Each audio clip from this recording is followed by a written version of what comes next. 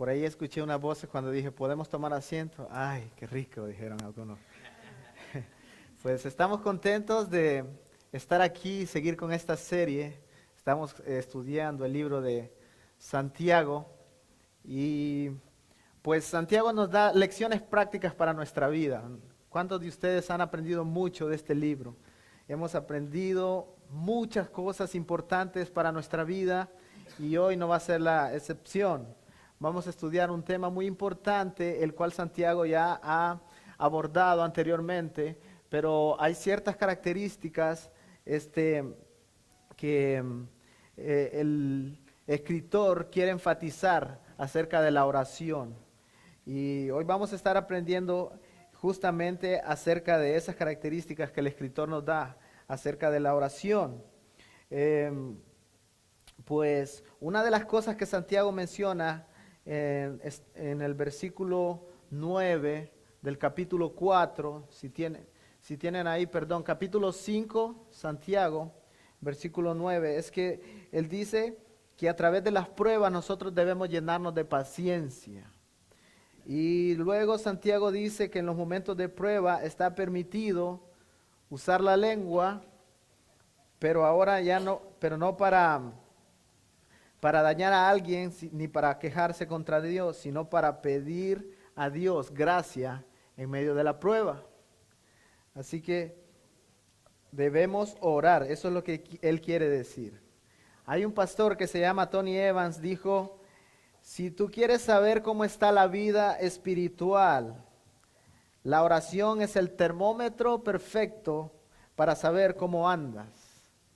Si se ha estimado en un promedio que los cristianos oramos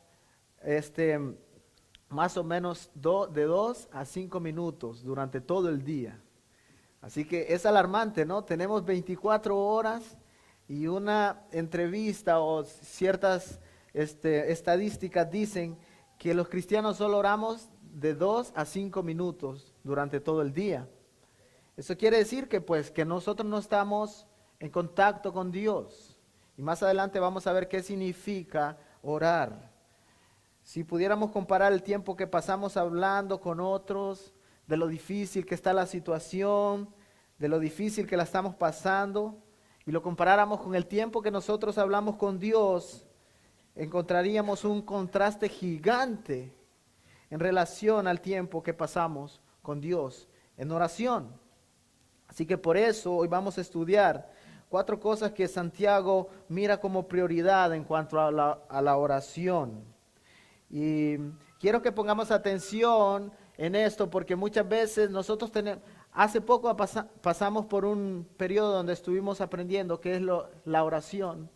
Y más adelante vamos a poner ciertos estudios acerca de la oración y ustedes van a ver que durante todo el tiempo aquí en la iglesia tenemos que estar constantemente hablando de la oración.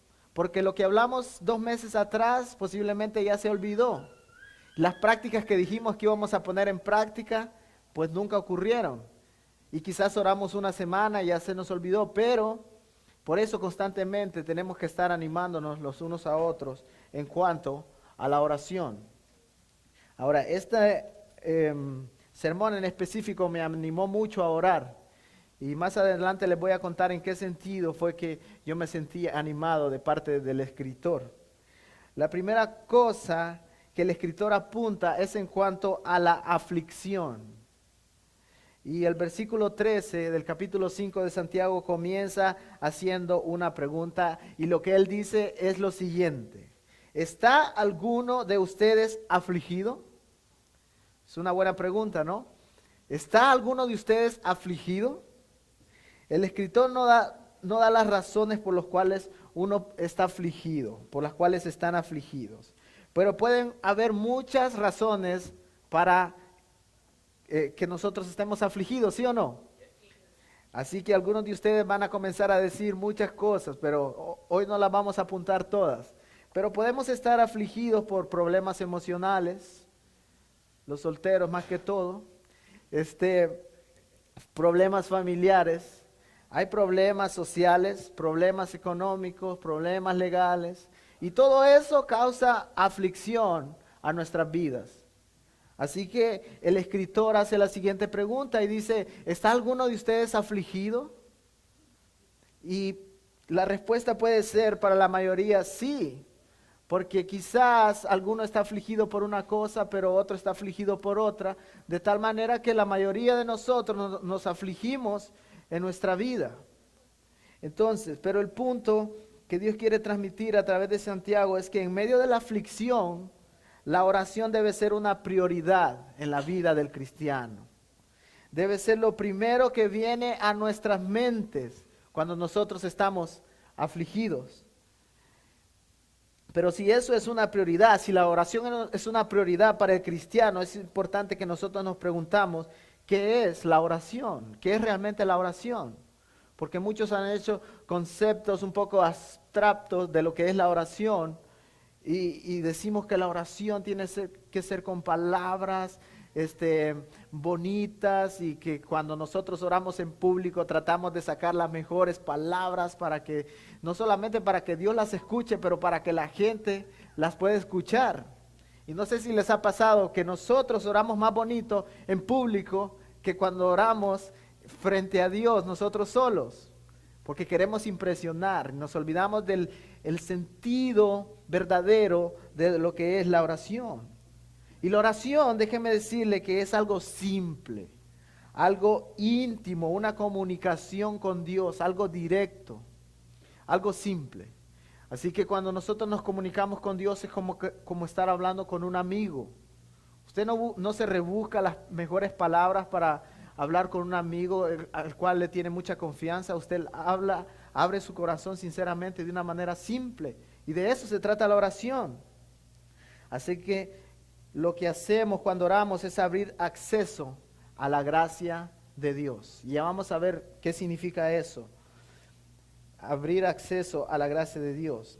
Eso, cuando nosotros oramos, no quiere decir que automáticamente los problemas van a desaparecer, porque creo que la mayoría de nosotros lo hemos experimentado. Oramos, pero no vemos alguna respuesta inmediatamente. Algunas veces sí, porque las respuestas de Dios son sí, no, y cálmate un poquito, ¿verdad? Que yo a mi tiempo te voy a responder.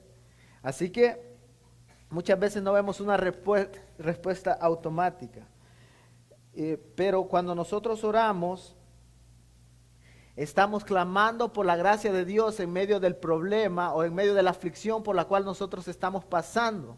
De tal manera que estamos pidiendo que esa fortaleza que nosotros no podemos tener por nosotros mismos venga de lo alto para que sea nuestro socorro en ese tiempo de dificultad. Así que cuando nosotros estamos orando, estamos clamando por energía divina, necesaria para que nosotros podamos lidiar con el problema que estamos pasando en determinado momento. Ahora, si usted no quiere orar y quiere enfrentar el problema usted solo, déjeme decirle que la va a pasar mal, porque es mejor tener a Dios de la mano ahí para el momento de dificultad, el Dios que dice que da mayor gracia a los suyos que no tenerlo. Es mejor tener a Dios ahí de nuestra mano. Así que, saben que nosotros tenemos a Dios muy metido en nuestro idioma, pero muy lejos de nuestro corazón. Dice que en nuestro idioma hay muchas frases que lo incluyen a Él, en nuestra manera de hablar. Pero muchas veces nuestros corazones están lejos de Dios, así como Jesús le dijo a los fariseos, este pueblo de labios me honra, pero su corazón está lejos de mí. Así que muchos de nosotros hemos escuchado la frase, pues sí, esto solo con la ayuda de Dios. Y vamos y decimos, ¿y cómo la está pasando? Pues la situación está difícil, solo con la ayuda de Dios. Así decimos, ¿verdad? Pero la verdad es que decimos solo con la ayuda de Dios, pero no clamamos por esa ayuda que viene de Dios. Muchas veces lo hemos dicho, pero muy pocas veces hemos hecho una oración, de la oración una prioridad en medio de la aflicción que nosotros pasamos. Así que declaramos cosas con nuestra boca que realmente no estamos haciendo con nuestras acciones. Déjeme decirle, no importa cuál sea la situación por la cual usted está pasando en este momento, hay gracia infinita disponible para fortalecerle en cualquiera que sea su situación. Hay gracia infinita y Dios nos da el privilegio de entrar directamente ante el trono de su gracia y clamar por eso a través de Cristo Jesús. Santiago 4:6 dice que Dios da mayor gracia cuando nosotros somos humildes y oramos y nos acercamos a Dios. La acción de orar y venir delante de Dios es una acción humilde, porque cuando nosotros venimos ante Dios, ¿sabe lo que estamos declarando? Que no somos suficientes por nosotros mismos, pero que necesitamos la ayuda divina.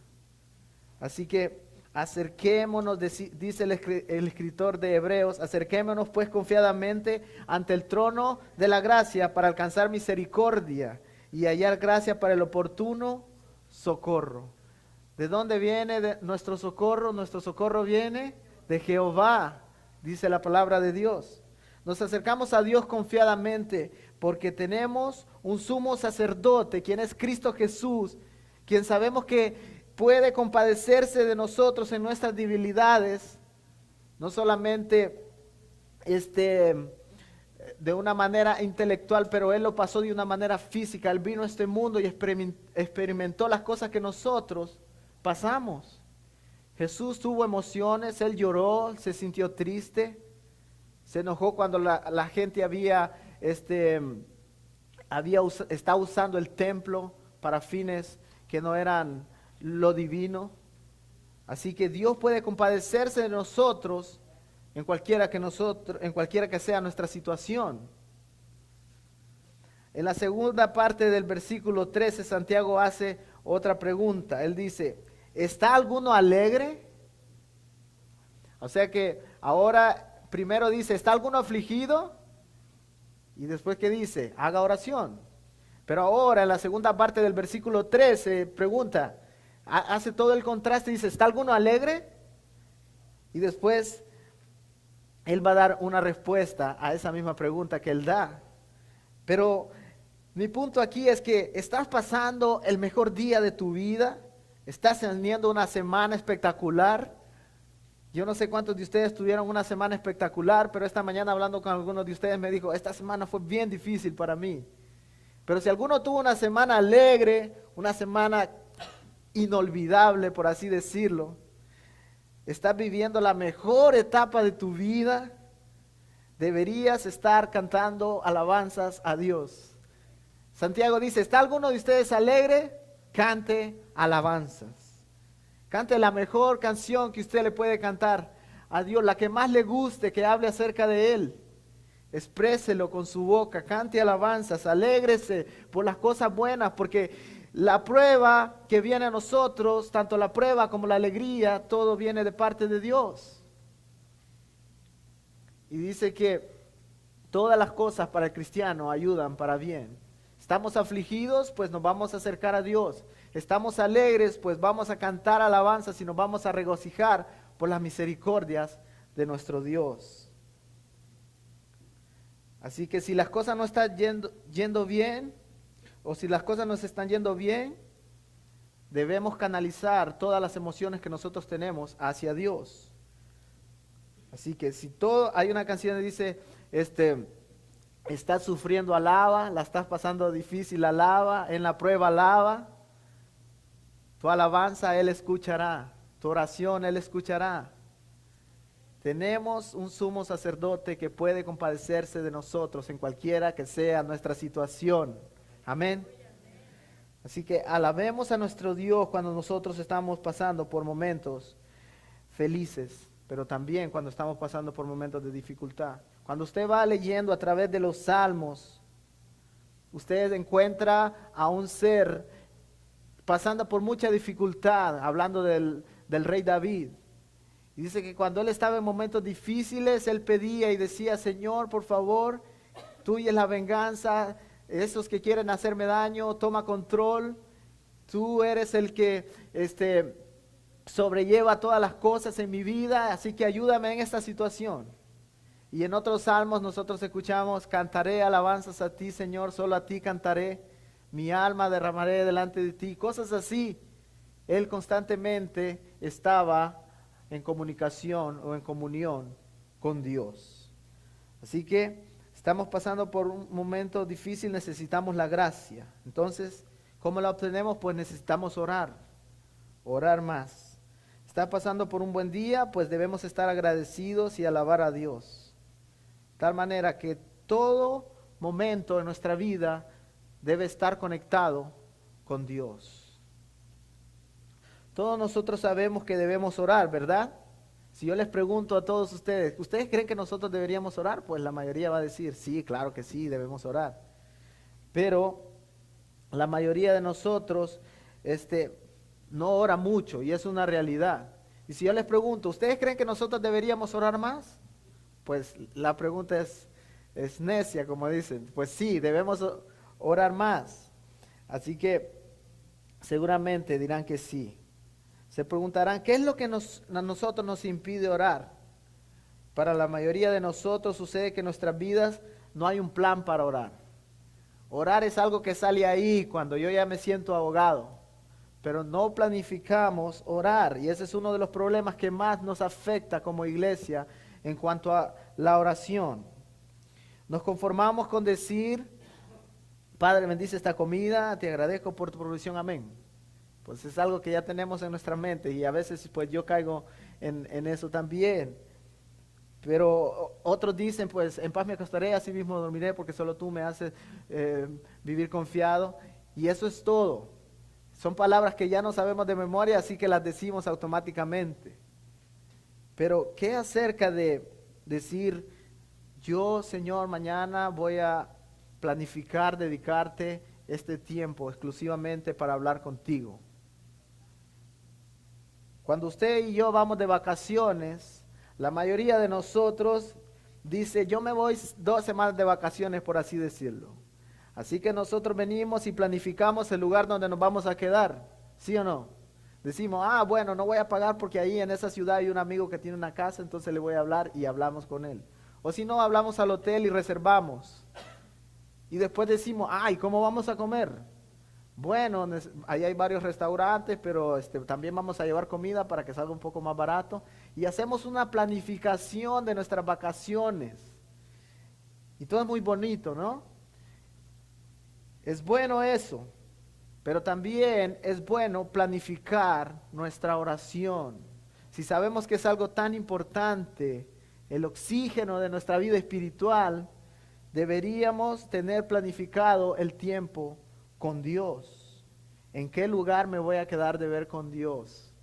¿Cuál es la parte de la casa donde más tranquilidad hay, donde yo puedo concentrarme y orar con Él y hablar con Él? ¿Cuál es la hora en la cual yo voy a estar hablando con Dios? Son buenas preguntas que nosotros deberíamos hacernos.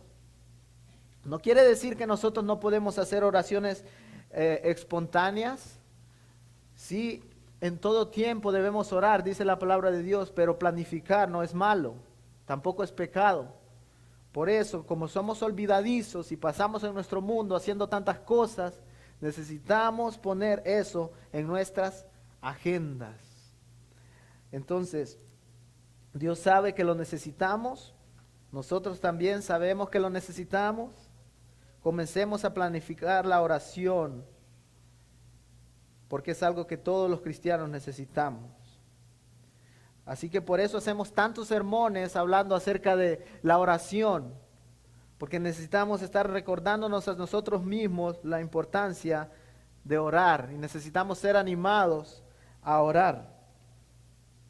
Así que, saben que nosotros pasamos mucho tiempo en el celular y veía una caricatura que decía, el amo del perrito le tiraba la pelota y el perrito iba y traía la pelota y lo hacía varias veces y después el perrito se cansó.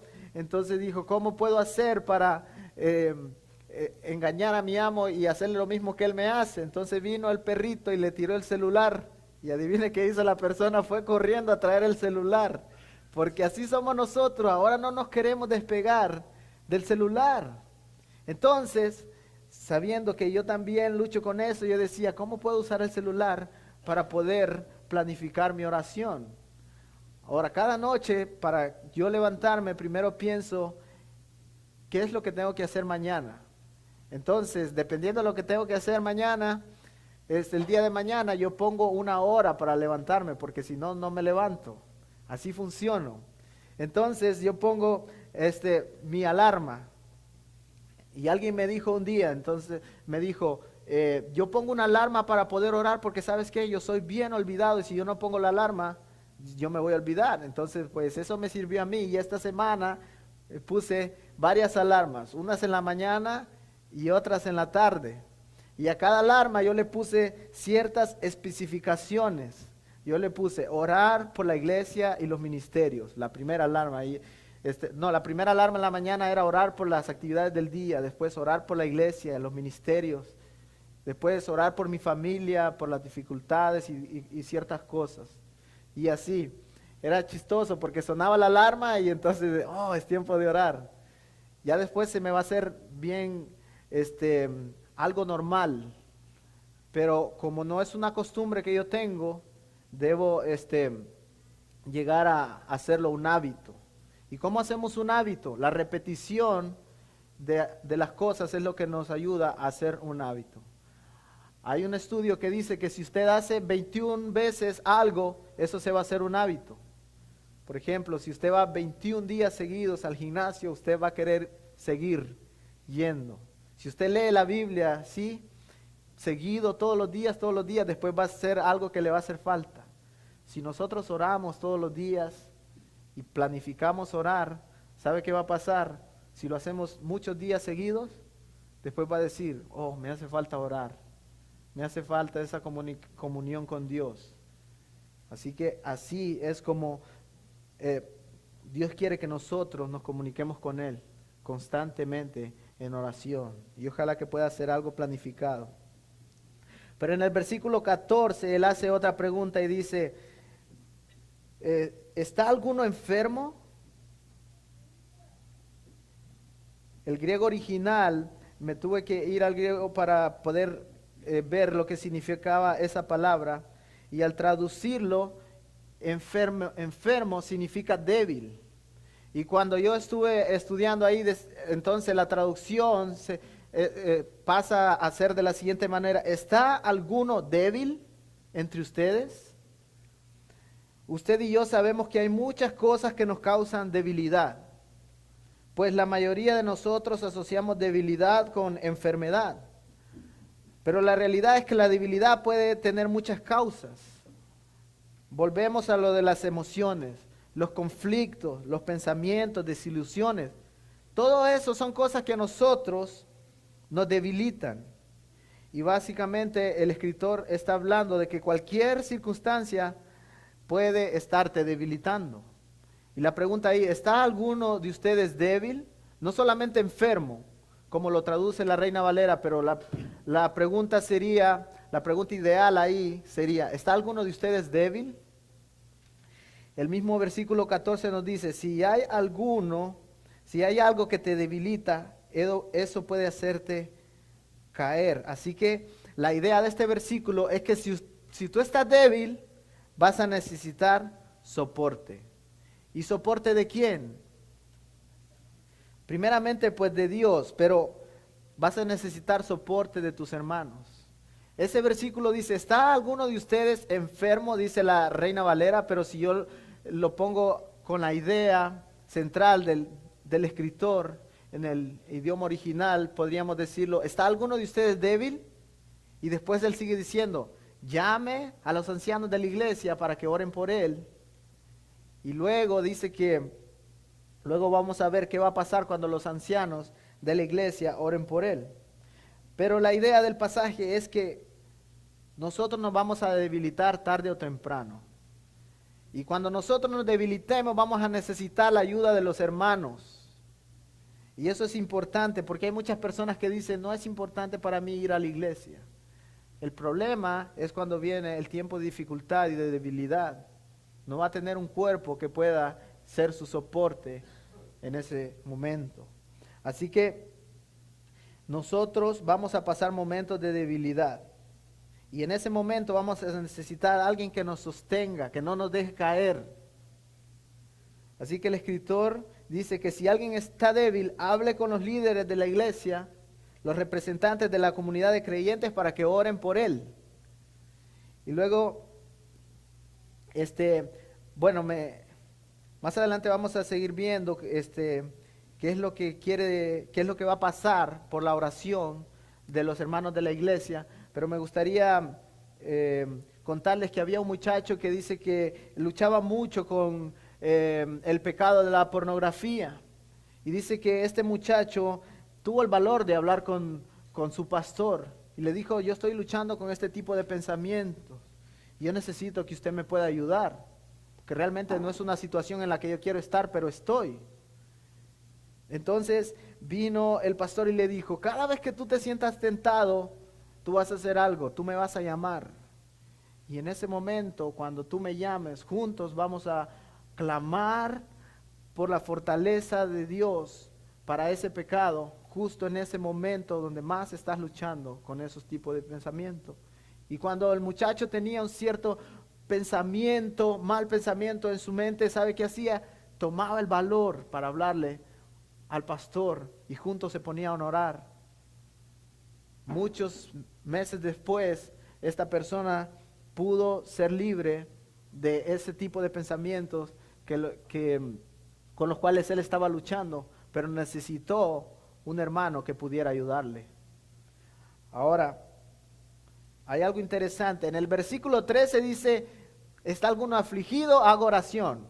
El versículo 13 prácticamente está diciendo: ustedes solos pueden hacer oración, o sea, tienen la fuerza para hacerlo. El versículo 14 dice: ¿está alguno de ustedes débil? Pida ayuda en oración. O sea, lo que entendemos aquí es que van a haber momentos donde usted tiene la fuerza para ir donde Dios y clamar y decirle: Señor, te necesito. Pero habrá circunstancias en su vida donde usted no podrá ni siquiera clamar a Dios porque la situación es tan difícil. Y no sé cuántos de ustedes lo han pasado, pero hay momentos donde dice: yo no puedo más. Sinceramente, he clamado a Dios, he estado haciendo todo cuanto pueda, pero no encuentro una respuesta. Y ahí es donde usted va a necesitar la ayuda de sus hermanos. Usted va a llamar y: ¿sabes qué? Necesito que ores por mí porque yo estoy destrozado, yo no puedo más con esto. Así que hay un momento donde nosotros sí podemos llegar fácilmente, por así decirlo, pero hay un momento donde necesitamos la ayuda de nuestros hermanos. Por eso la iglesia está organizada con diferentes ministerios que pueden asistir a las personas cuando están pasando por momentos tan difíciles. Y luego seguimos ahí, y si seguimos ahí en los versículos, hay algo interesante. Dice: oren por la persona, si está alguno débil, dice, pida oración a los ancianos, y los ancianos llegarán y lo ungirán con aceite. Ahora, aquí hay algo interesante, porque esta es una práctica que la iglesia en Latinoamérica es muy común. Y hay muchas iglesias que tienen ese tipo de prácticas, y vamos a estudiar lo que realmente significa ungirlo con aceite. Muchas veces me encontré en lugares donde habían pastores que oraban por mí, pero yo era la oveja rebelde, porque ellos me ponían aceite en la frente, me ponían aceite en la cabeza, y después le ponían a todos los demás, y todos los demás caían, pero yo no caía. Era un problema porque yo estaba mal con Dios, aparentemente, porque no era el que me caía. Como él miraba que no me caía, entonces agarraba un bastón, que era el bastón santo, y después me tocaba, y yo pues nunca me caía. Y entonces la práctica que ellos hacían es que decían que el aceite tenía algo, que estaba ungido y tenía algo especial. Entonces pues lastimosamente ninguno de los empujones que me dieron me pudo dejar caer. Pero lo que entendemos aquí en este versículo es que hay diferentes usos que tiene el aceite en el Nuevo Testamento. Y algunos de los usos que tenía era para refrescar. Por ejemplo, la mujer pecadora que vino y lavó los pies de Jesús usó un aceite perfumado que servía para refrescar los pies del maestro. Y me fui y busqué la palabra original, y ahí decía muro. ahí con letra griega, ¿verdad? Pero se pronuncia en español así. Y eso significa refrescar, literalmente. Pero después me fui y busqué ahí, ¿recuerdan ustedes la historia del buen samaritano? Cuando dice que una persona, ese buen samaritano, le pagó para que tuviera hospedaje a una persona que habían asaltado y habían golpeado. Y dijo, yo te voy a pagar todo el hospedaje de este hombre, pero también pon aceite en sus heridas y cúralo. Ahí ese uso para el aceite era para sanar, era medicinal, correcto. Así que cuando me fui a Santiago y vi ahí en ese versículo 14 también estaba la misma palabra, esa palabra elaio. Y dice que ese aceite también era medicinal. De tal manera que nosotros podemos concluir de que el aceite del cual está hablando Santiago, cuando dice que los ancianos van a ir y van a ponerle aceite, era un aceite medicinal para curar la enfermedad de la persona. Ahora, entendemos que era usado medicinalmente. Entonces, ¿por qué usaban aceite esas personas? Pues el aceite era algo que comúnmente se usaba en ese tiempo y era como en mi país. En mi país tenemos una latita que se llama mentolina. Las viejitas usan esa mentolina para todo. Así que mi abuelita principalmente, si usted tenía tos, ella venía, calentaba un poquito de mentolina y lo hacía oler. Muchas veces hasta me hizo tomar la famosa mentolina. Cuando mi abuelita tenía dolor de cabeza, ¿sabe qué hacía? Ella se untaba mentolina aquí en la frente. Y decía que eso le quitaba el dolor de cabeza. Así que había muchas cosas para lo cual servía la mentolina. Ahora, en el Nuevo Testamento, en los principios, el aceite se usaba para todo. De tal manera que, pues, si alguien tenía dolor de cabeza, pues trae el aceite. Si alguien tenía, pues, dolor en la rodilla, hay que ponerle aceite. Y aún los aceites siguen sirviendo con efectos medicinales. Ahora, si usted viene y me dice, pero es que hermano, yo quiero que usted me unte aceite, bueno, nosotros le vamos a untar aceite, no tenemos ningún problema con echarle aceite, pero quien realmente tiene poder es el poder de Jesucristo. Jesucristo es el que tiene poder para que nosotros podamos ser sanos, Él es el que tiene poder para darnos la gracia cuando nosotros la necesitamos. Y eso es lo que nosotros vamos a clamar a Él en el momento que nosotros estamos orando. No solamente por nosotros, pero cuando estamos orando por otras personas que no tienen la fuerza para hacer oración por sí mismos. Así que cualquiera cosa que usted esté pensando acerca del aceite, pues úselo como usted quiera, pero recuerde que el poder solamente lo tiene Jesucristo. Cuando nosotros estamos pasando por una debilidad, necesitamos recurrir al cuerpo de Cristo. Y muchas veces, ¿sabe qué? Pedir oración no es algo fácil, porque el hombre es orgulloso. Somos orgullosos y no queremos que la gente sepa por las luchas que nosotros estamos pasando. Pero es necesario que nosotros nos apoyemos en los hombros de otras personas. Así que cuando usted esté pasando momentos difíciles, seguramente si usted acude al cuerpo de Cristo, habrán personas que vendrán a su rescate. Ellos orarán por usted, ellos le ayudarán, no solo en oración, pero también con lo que estés necesitando para salir de esa situación. En ese momento, pues la persona iba a ir, le iba a ungir a la persona con aceite. Eso era lo que la persona necesitaba. Quizás el aceite le iba a dar lo iba a refrescar, por así decirlo. Ahora, si yo voy y lo visito y usted me dice, yo tengo dolor de cabeza, pues yo voy a llevar una pastilla ahí, qué sé yo, una ibuprofeno, algo que le ayude. Eso es lo que nosotros necesitamos hacer como cristianos. Si alguien te dice, necesito oración, tú vas a orar por esa persona, pero también necesitamos ser intencionales en saber cuál es la necesidad que esa persona tiene, porque muchas veces nosotros somos capaces de cubrir la necesidad de la persona. Pero si oramos y le decimos, ya oré por ti, sí, yo sé que tienes hambre, pero vete ahí a ver si el Señor te ayuda. y yo tengo con qué darle de comer, pues no estoy siendo bíblico, ¿verdad? Porque la palabra de Dios habla acerca de eso, enfatiza de que debemos ayudarnos los unos a los otros. Hay algo lindo que pasa en esta iglesia. Saben que cuando alguien tiene una cirugía, toda la iglesia se organiza para poderle llevar comida. Y entonces apuntan ahí el día y ese día pues se le lleva comida y la persona está por cocinar eh, muchos días, hasta 20 días. El problema con eso es que después se hace un hábito. Pero es importante, me encanta eso que hace esta iglesia. Está alguien enfermo, pues oramos por él, pero no solamente eso. Le llevamos lo que necesita esa persona para poder estar fortalecido en ese momento.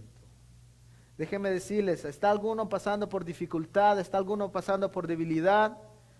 ¿Hay algo que en tu vida te está haciendo luchar mucho y no sabes cómo salir? Cuéntaselo a alguien de confianza, a un hermano, a un líder de la iglesia que pueda ayudarte a salir de eso. Es importante, dice, que nosotros confesemos los pecados los unos a los otros. Y en la manera que nosotros confesamos nuestros pecados a otras personas, habrá gracia de parte del Señor y también habrá alguien que nos soporte en ese momento de dificultad. Así que el versículo 15 dice que cuando nosotros, dice, la oración de fe salvará al enfermo. Eso no quiere decir que cada vez que nosotros oremos vamos a ser vamos a ser sanados. Y no sé si ustedes lo han experimentado y muchas veces oramos y no experimentamos sanidad. Pues si eso fuera así como dicen algunos, que lo que tú declares que se va a sanar esa enfermedad, se va a sanar, entonces quiere decir que muchas personas no morirían nunca, ¿verdad? Porque cada vez que declares que se va a sanar, la persona se va a sanar y después cuando se vuelve a enfermar le oramos otra vez y nunca va a morir. Este versículo lo que quiere decir es que Dios puede sanar, claro que sí. Dios tiene poder y nosotros en ninguna manera podemos limitar el poder de Dios. Pero muchas veces lo que este versículo quiere decir, la fe salvará al débil. Esa es la misma palabra que en la Reina Valera pone como enfermo, otras versiones lo ponen como débil. De tal manera que en el momento en que usted ore por una persona que está enferma, si esa persona Dios decide no sanarla, por lo menos Dios va a depositar su gracia en esa persona para ayudarle a soportar ese momento de debilidad. Porque Dios no va a dejarte salir de una dificultad hasta que tú hayas aprendido lo que Él quiere enseñarte a través de esa prueba. Así que recordemos bien esto. Cuando nosotros oramos para que Dios derrame la gracia divina sobre esa persona. Y muchas veces no lo vamos a ver evidenciado en la sanación de la persona, pero sí se puede ver evidencia cuando las personas dicen, ¿saben qué? Pasé por este tiempo de dificultad, pero sentí paz durante todo este proceso. ¿Saben por qué? Porque hubo un cuerpo, el cuerpo de Cristo, que me estuvo sosteniendo a mí en oración durante todos estos días. Eso es algo maravilloso, que aún en medio de una pérdida de un familiar, algo tan duro, podamos nosotros ver a la persona fortalecida. ¿Por qué? Porque la gracia del Señor es suficiente para sostenernos en cualquiera que sea nuestra dificultad. Y luego el versículo 5 dice, si alguno hubiere cometido pecados, le serán perdonados. Eso es maravilloso. Saben, nosotros muchas veces queremos solamente decir, Señor, perdóname por todos mis pecados, y no somos específicos con los pecados que hemos cometido. Por eso el escritor aquí dice, confiésense las faltas los unos a los otros, porque cuando nosotros confesamos las faltas los unos a los otros, eso requiere demasiada humildad. Alguien que realmente dice, yo realmente estoy arrepentido por lo que hice. Yo me duelo por el pecado que cometí. Y dice que cuando nosotros somos capaces de confesar los pecados los unos a los otros, ahí es cuando Dios nos ofrece su perdón. Ahí es cuando experimentamos libertad de esos pecados que nos agobian. A veces, pues no somos capaces no queremos contárselo a nadie más. Queremos decirle a Dios, perdóname por pecados generales. ¿Por qué? Porque no queremos enfrentar ese pecado. Así que no llamemos a alguien para que ore por nosotros si no estamos dispuestos a confesar ese pecado que nosotros tenemos. Porque yo puedo decirle a alguien, ora por mí porque estoy pasando por un momento difícil, pero soy orgulloso, no quiero decirle, ora por mí porque sabes que estoy luchando con este pecado específico y estoy cansado de tenerlo en mi vida. Hay orgullo en el corazón del hombre, pero hay gracia cuando nosotros nos humillamos delante de Dios. Y la palabra dice, pues, que debemos confesar los pecados los unos a los otros. Y en ese momento encontraremos gracia delante de Dios, pero también un soporte de la otra persona que nos ayudará en el tiempo difícil. Así que el versículo, ya casi para terminar, ahí en el versículo 17 dice que Elías era una persona sometida a pasiones semejantes a las nuestras. Y dice que un día Elías en oración se fue a Dios y viendo Elías que el pueblo de Israel estaba sumido en la idolatría, adorando a Baal, y en ese tiempo Baal era considerado como el dios que traía la lluvia. Entonces Elías dijo, algo tengo que hacer. Se fue a una oración y le pidió a Dios que él cesara la lluvia por unos meses para que ese pueblo rebelde pudiera ver de que el Dios todopoderoso, el Dios de Elías, era el único que podía traer la lluvia.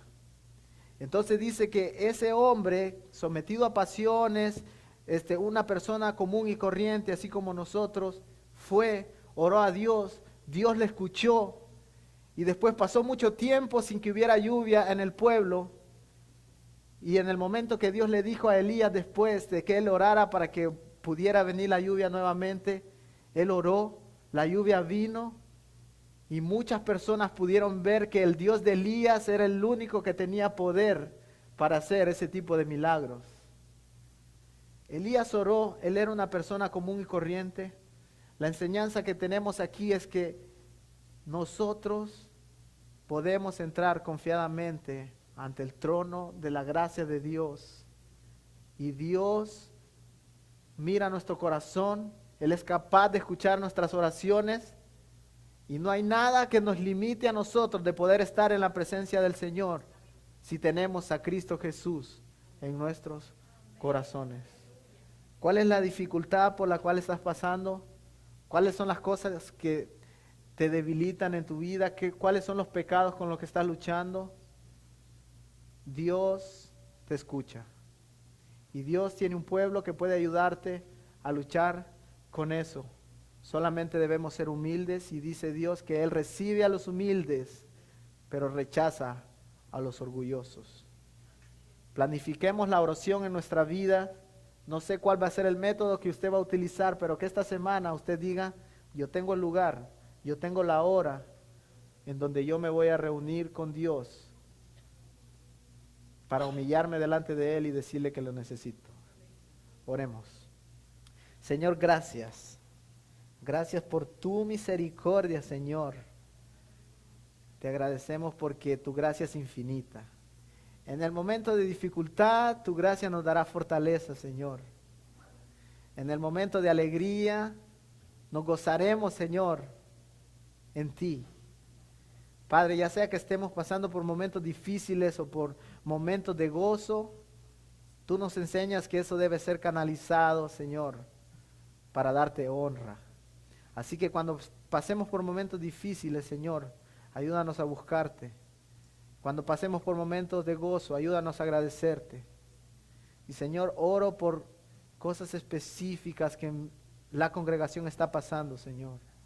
Algunos, Señor, sufriendo, afligidos por la situación en sus países, otros por cuestiones familiares, algunos por problemas en sus propios cuerpos. Señor, sabemos que el mismo Dios que sanó en el tiempo antiguo sigue haciéndolo ahora. Clamamos, Señor, por tu gracia. Clamamos, Señor, para que si es tu voluntad, tú pongas esa mano poderosa en el lugar preciso para sanar. No lo dudamos, Señor. No lo dudamos, Señor. Tú tienes poder. Y también, Señor, confiamos de que si no es tu voluntad sanar en estos momentos, pues tú darás la fuerza necesaria, la gracia necesaria para que nosotros podamos agradecerte aún en medio de la dificultad. Te agradecemos por tu fortaleza. Te pido por aquellas personas que en este momento no están pasando por un momento de dificultad, que intencionalmente ellos puedan buscar personas a quien ayudar para fortalecerlos, Señor. Te pido por aquellas personas débiles, que tú envíes ángeles, Señor, hacia ellos para fortalecerlos. No solamente ángeles, que nosotros como cuerpo podamos ir y decirles, aquí estamos. Somos el cuerpo de Cristo y estamos para apoyarte. Úsanos, Señor, en gran manera, en la medida en que nosotros pasamos en comunión contigo a través de la oración. Y gracias, Señor, por recordarnos la importancia que debe ser para nosotros como cristianos estar en comunión contigo. Te agradecemos en el nombre de Cristo Jesús. Amén.